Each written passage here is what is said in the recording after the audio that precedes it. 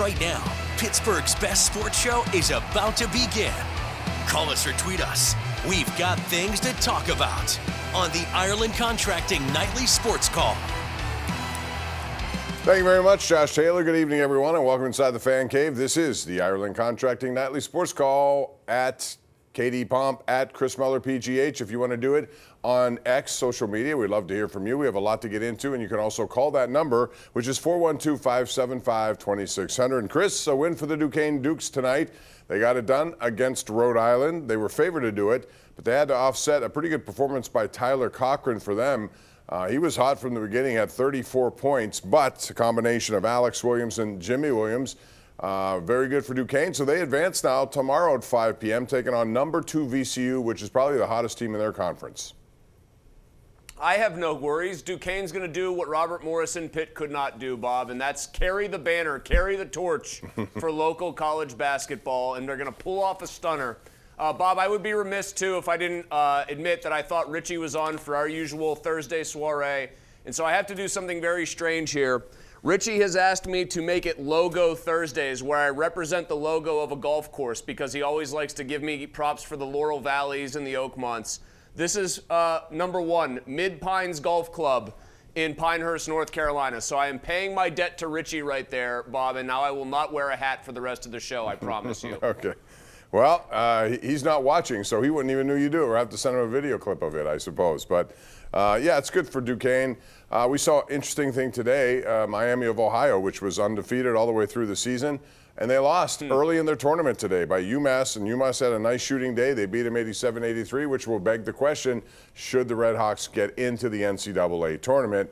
I originally thought no, because their strength of schedule was just not good at all, and it remains that way. However, after reading some information about them, the fact that they tried really hard and called a lot of teams to try to get on a schedule, non-conference, to make it harder for them and more impressive for them, nobody took them up on their offer. So, I mean, to me, they're not to blame for, they did their best. Nobody wanted to play them for the fear that you'd lose to them after paying them to come play at your place. I think there's a spot in here, 68 teams. Do you agree, or do you think they don't deserve it based on losing in the first round of this tournament?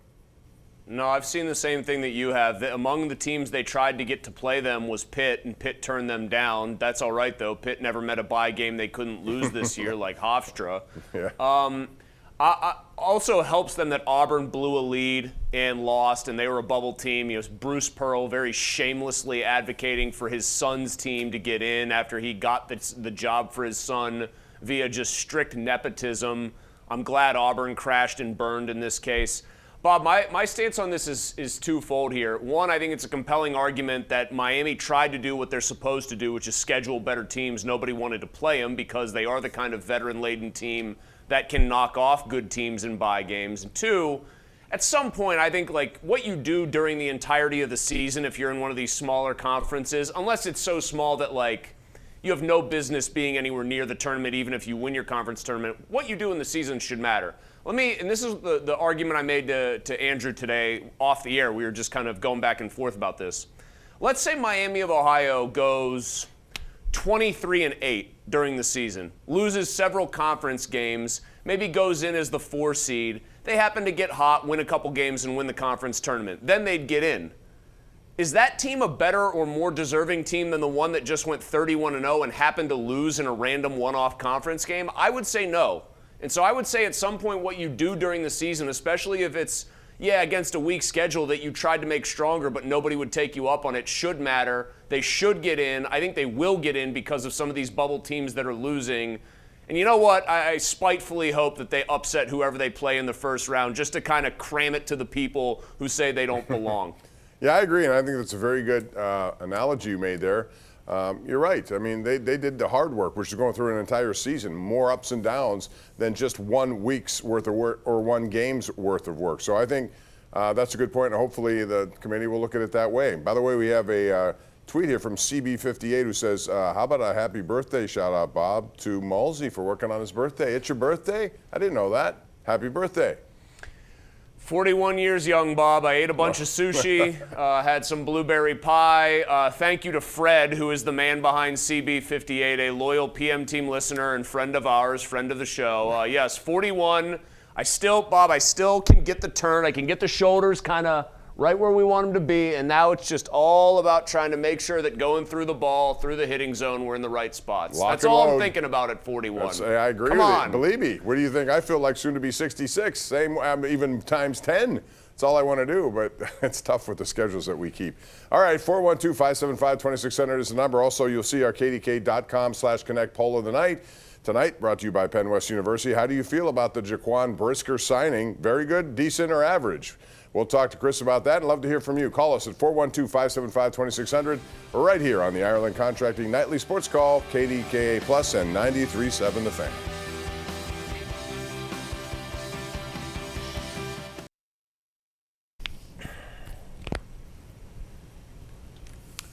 All right, welcome back. It's our Xfinity tweet of the night, and this is from Jack Sperry, who said, another good value signing for Omar here. Brisker isn't a perfect player, but he's good enough to start next to Elliott and allows Ramsey to play in the slot. And I think that's the best spot for Jalen Ramsey. So we'll see what he has. It's a one-year, $5.5 million deal.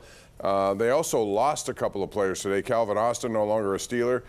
He signs with the Giants for $4.5 million potentially, as good as that can be. And Connor Hayward, he also left, and he's in Vegas now. 2-year deal, max value of $5.5 million. With $2 million guaranteed. So, and I should mention Miles Killebrew too, who's one of the best special teams guy. He reunites with Danny Smith down in Tampa. So it keeps going on and on. And Chris, the one thing we talked about the other day was Kyler Murray. And no news on that. Today there was news. He visited, he signed. It's a low risk thing for Minnesota, $1.3 million if they can get him back to where he once was. And Kevin O'Connell is one of those guys who potentially can do it. But what do you think it means for J.J. McCarthy out there? I think he's toast. I don't think J.J. McCarthy is the guy. I think if they felt any belief there that he was, they wouldn't have made even this low-risk move. I guess I've seen some people, Bob, suggesting, well, they'll still have a competition to see if McCarthy can win the job. I think you bring in Kyler Murray because you want Kyler Murray to be your starter, and if you're Kevin O'Connell, I think you do that because you believe you can turn Kyler Murray into whatever the best version of himself looks like. I was extremely skeptical on McCarthy from the minute he got drafted. It felt way too much like the big school version at Michigan of sort of a Kenny Pickett type. He was more athletic, I think, and the athletic profile and all that stuff was better. But, man, McCarthy was just asked to do so little when he was in college, and so much of what he was supposed to be as a pro was a projection. And so I think he's pretty much toast in Minnesota. If they couldn't get the most out of him this year when he was finally healthy, I don't really care that it was functionally a rookie year. I don't think that bodes well for his long-term future in the NFL as an even close to viable starter. 412-575-2600 is the number. Got a lot of people want to talk. Chuck in Uniontown's been waiting the last couple of nights. Sorry, Chuck, couldn't get you on, but you're first up tonight. Go ahead. Yeah, first of all, happy birthday, Mo. I'm talking to two of my people tonight here. Appreciate it.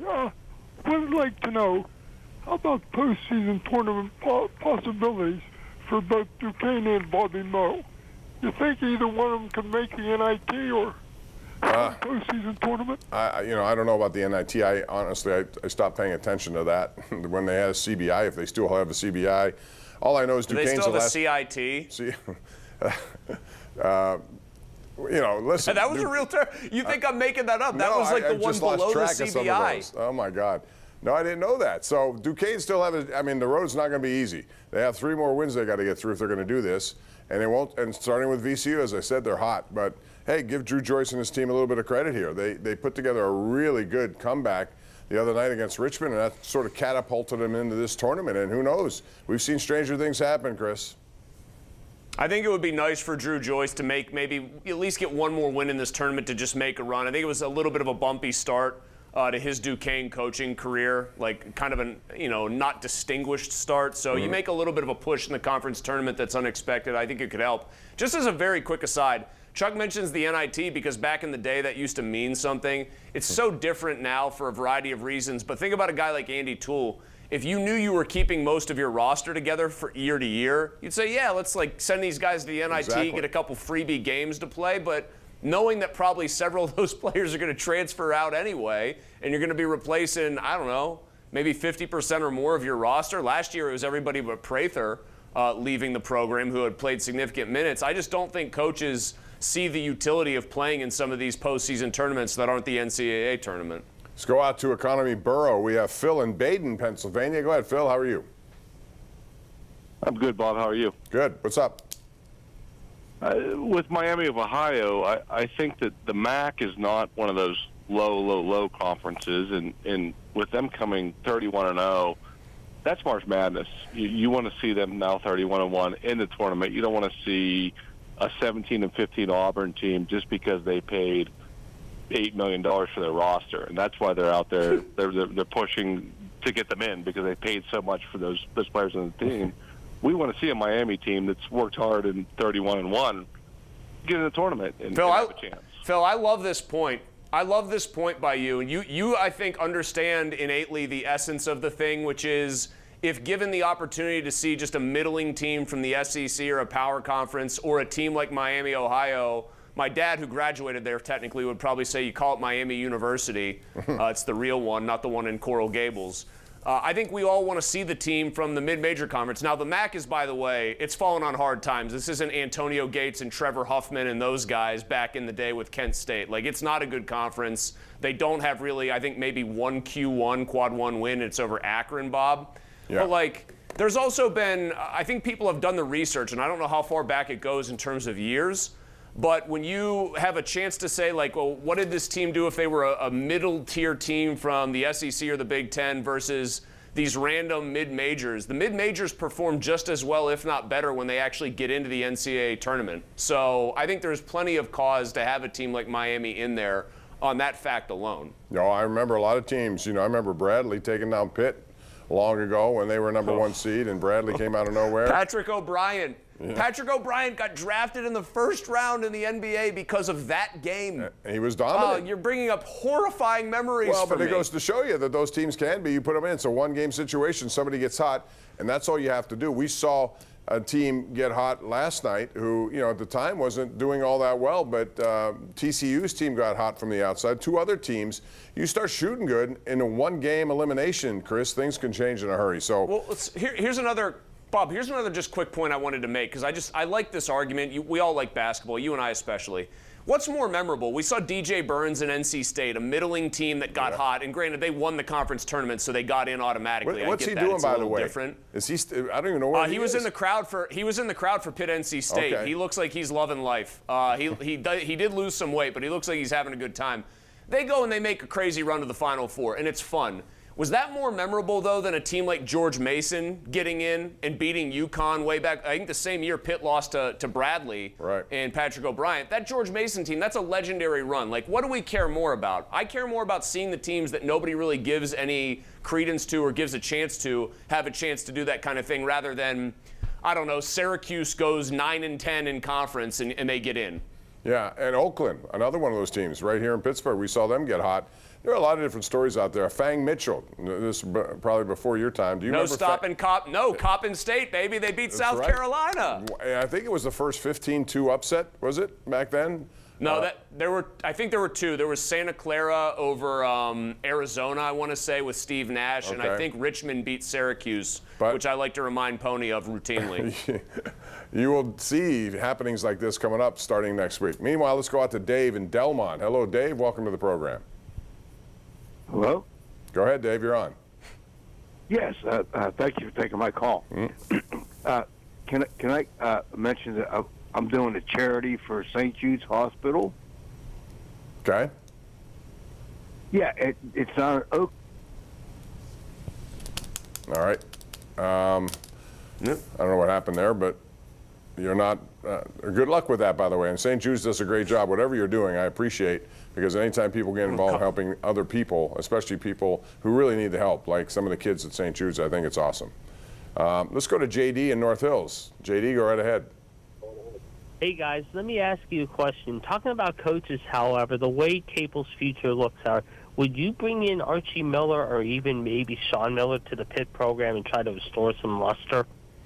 I mean, they may look in that direction. I have a feeling this will happen, and there's going to be a move.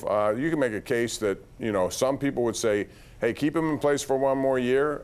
They have a nice class coming in, but in this day and age, Chris, things can change so quickly when it comes to recruits. You don't know what's going to happen. So I understand both sides of that, but I think after 8 years in one NCAA tournament, I think Pitt has to make a change.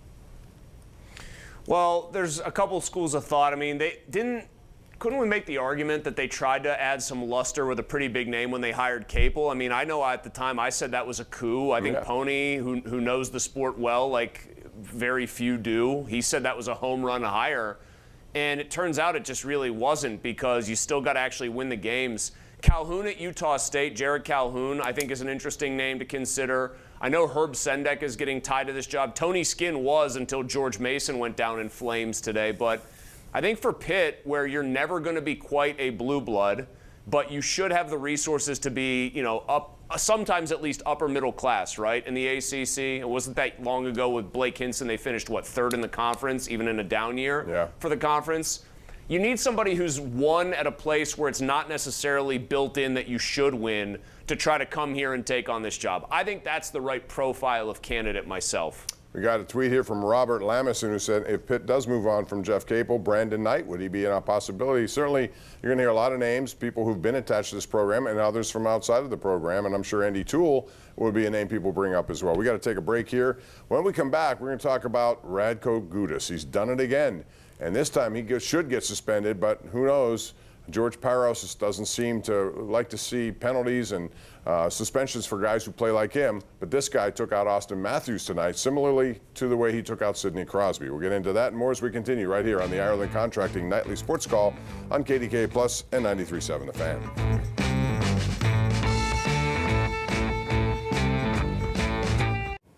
All right, Penguins right now are trailing 1-0 Golden Knights after one period.